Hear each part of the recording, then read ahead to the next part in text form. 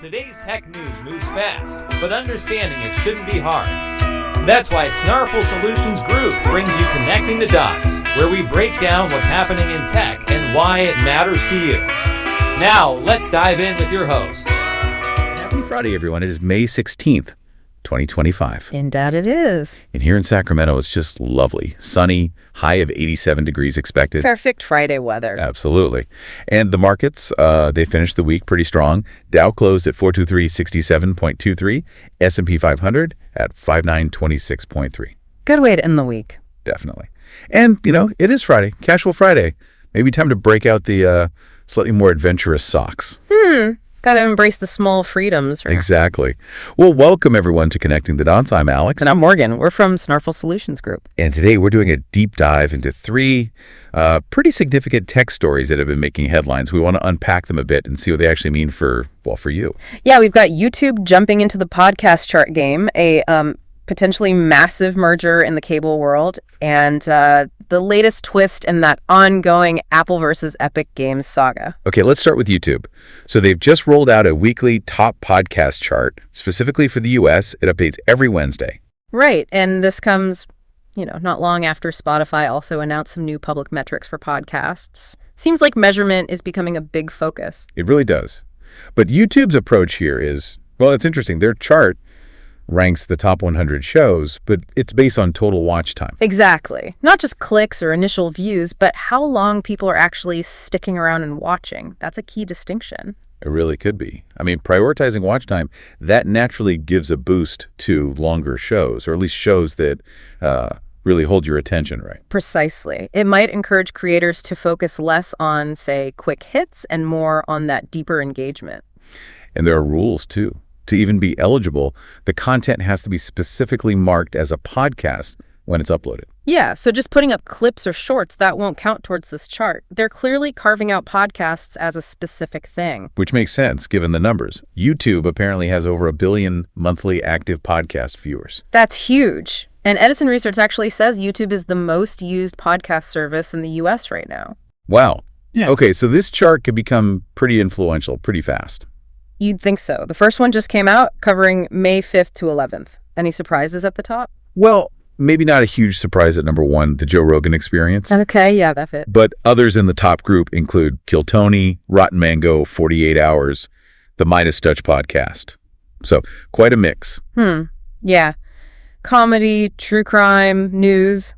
It shows the variety people are consuming on the platform. And YouTube already does this kind of thing for music, right? Videos, songs, artists. Exactly. So they're kind of applying a model they know, and they've said they plan to roll these podcast charts out in other countries eventually, add more features. It's definitely a different feel than Spotify's new Plays feature.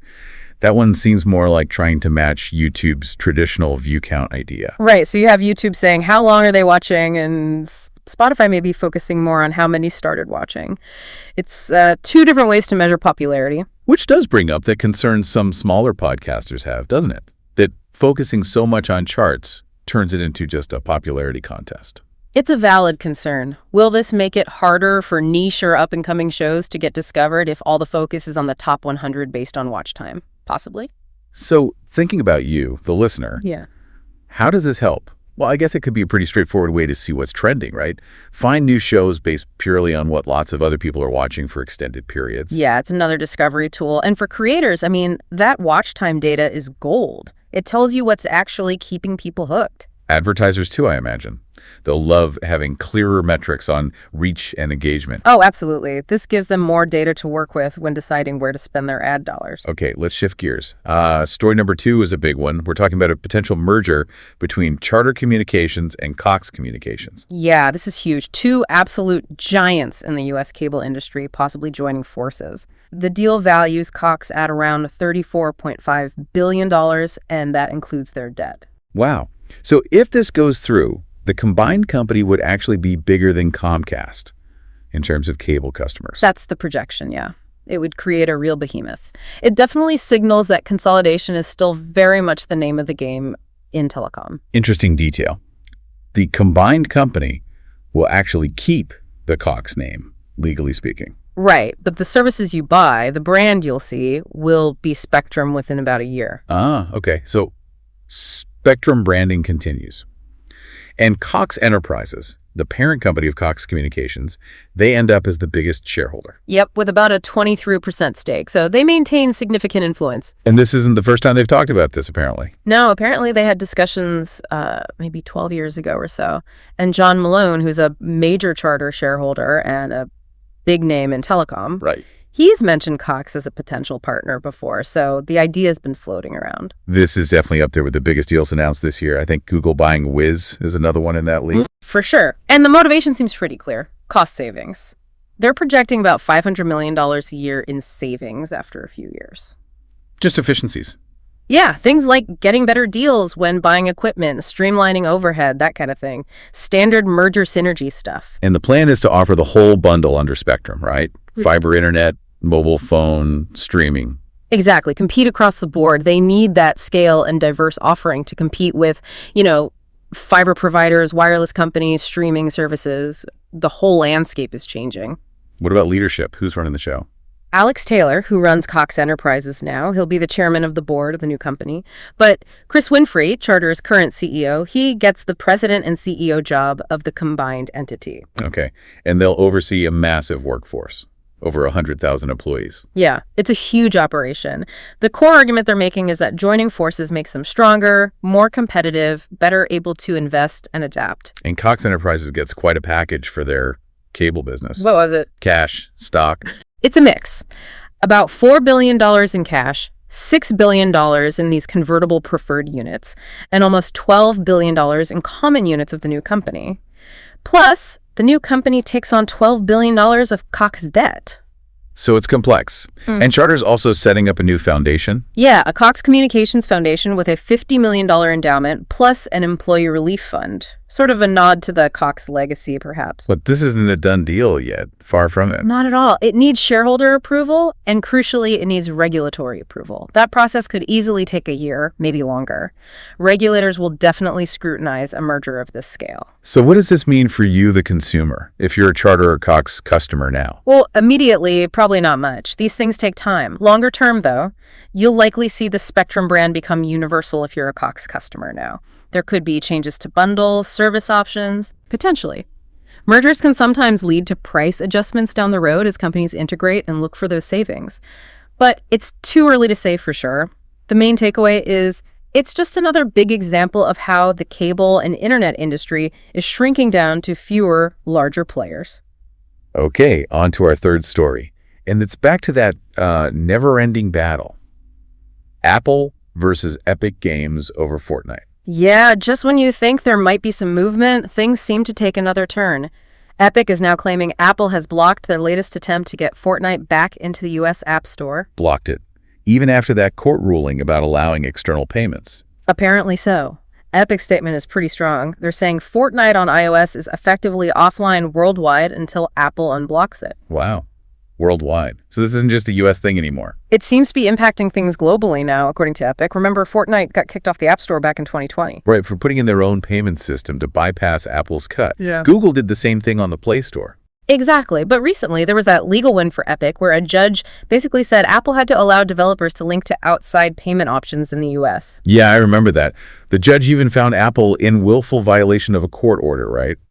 And mentioned potential criminal contempt. That's right. So things seem to be maybe leaning Epic's way, at least slightly, in the U.S. context. So Epic tried to resubmit Fortnite. They did, first on May 9th. Heard nothing for a week. Then they submitted again on May 14th with updated game content. Because, Fortnite needs weekly updates across all platforms simultaneously. Okay. And Apple's response? According to Epic, Apple blocked that May 14th submission. And crucially, Epic also says Apple is preventing the release of Fortnite even in the EU, where it was available through the Epic Games Store on iOS. Wait, how could they block in the EU? Wasn't that allowed because of the Digital Markets Act? That's what makes this latest move particularly aggressive, if Epic's account is accurate. The DMA forced Apple to allow third-party app stores in the EU, which is how Fortnite returned there. Now, Epic says Apple is somehow stopping that too. Kim Sweeney, Epic CEO, he posted about this, didn't he? Yeah, he posted on X basically confirming Apple blocked the submission and the game is offline worldwide on iOS because of it. This feels like a major escalation. Even with court rulings, Apple seems determined to hold its ground. It appears so. Apple did introduce that system where apps using external payments still owe them a 27% commission. Right, which developers weren't thrilled about. No. And Apple also put up warnings about security risks for users going outside the App Store payment system. So they've been pushing back, but blocking it outright again, especially potentially impacting the EU release, that's a strong statement. So for you, the listener, if you play Fortnite on your iPhone or iPad, what now? Well, right now, according to Epic, you can't access the game. Simple as that. It's offline on iOS. Man, this whole fight just keeps going. And it really highlights the power these platform holders like Apple have over developers, doesn't it? Absolutely. It impacts developer business models, how they reach users, and ultimately it affects your choice and potentially what you pay for apps and in-app content.